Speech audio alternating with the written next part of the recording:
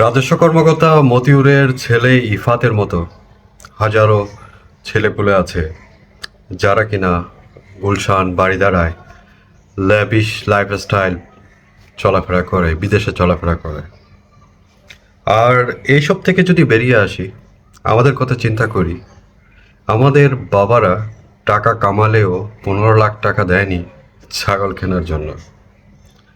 আর আমাদের খারাপ সময়ও এসেছিল। এই খারাপ সময়ে মামাদের প্যান্ট এনে ছোট করে পরে কলেজে পর্যন্ত গিয়েছি। আমাদের খারাপ সময় থাকলেও আমাদের বাপদাদারা কখনো চেষ্টা করেনি আমাদেরকে হারামের টাকা খাওয়াতে। সবসময় সৎ পথে উপার্জন করে খাওয়াতে চেষ্টা করেছিল। দুবেলার খাবার একবেলা খেয়েছি, তখন খারাপ লাগলেও এই পর্যায়ে এসে এখন গর্ববোধ করি তাদেরকে নিয়ে। রাস্তায় যখন চলি তখন লোকজন প্রাউডলি বলে, অমুক জনের নাতি, অমুক সাহেবের ছেলে, অমুক সাহেবের ভাগিনা। গর্বে মন ভরে যায়। এই ল্যাবিশ স্টাইলে চলাফেরা করা মতিউরের মতো হাজারো ছেলেপুলে তাদের পিতৃ পরিচয়টা কিভাবে দেয়, সেটা আসলেই চিন্তার বিষয়। এখন যদি কোনো ছেলে বিসিএস ক্যাডার হয়ে, ইঞ্জিনিয়ার হয়ে সরকারি চাকরি খুঁজতে যায়, তখন সবাই সন্দেহের চোখে দেখবে।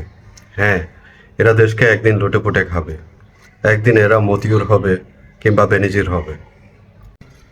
এখন সভ্য সমাজের ছেলেপুলেরা রাজনীতি করতে চায় না। রাজনীতি তাদের জন্য একটা অপবাদের নাম। এখন যে ছেলেপুলেরা নতুন করে রাজনীতি করছে, তারা রাস্তার ছেলে, টোকায়। পাড়া মহল্লায় আপনি একটা বিল্ডিং করতে যান, দেখবেন তারা এসে হাজির, আপনার থেকে চাঁদা চাইবে। চাঁদা যদি না দেন, তাদের থেকে মাল কিনতে হবে 1000 টাকার মাল 2000 টাকায়। না কিনলে কিন্তু খবর আছে। এরা এখন পাড়া মহল্লায় লুটেপুটে খাচ্ছে।